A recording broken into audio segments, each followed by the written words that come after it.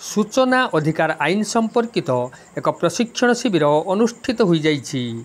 मुरुडा स्थित सिद्धि विनायक कल्याण मंडप परिसर में ओडिशा सूचना अधिकार अभियान मयूरभंज शाखा एवं स्पाडा स्वेच्छासेवी अनुष्ठान मिलित सहयोग में सूचना अधिकार आईन संपर्क में एक प्रशिक्षण शिविर आयोजित हो जाइछि।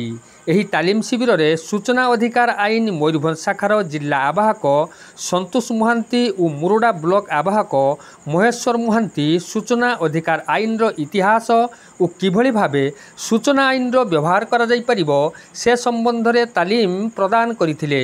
मुरुडा अंचलर नेतृस्थानीय महिला और पुरुष एवं युवक माने एही तालीम कार्यक्रम में तालीम ग्रहण करथिले। स्पाडा स्वेच्छासेवी अनुष्ठानर संपादक विवेकानंद पटनायक सूचना अधिकार आईन संबंध में प्रारंभिक सूचना प्रदान करथिले। तालीम कार्यक्रम में सहयोग मध्य करथिले। स्पाडा अनुष्ठान कर्मकर्ता संजय द्वारी, मोहन मुर्मू और संकल्प स्वेच्छासेवी अनुष्ठान प्रदीप दास महापात्र, उषार गोपीनाथ महंत, आदिकंत महंत, पूर्णचंद्र नायक, सुदर्शन धल, अर्पिता महंत, सुमित्रा महंत प्रमुख एही कार्यक्रम को परिचालना करथिले।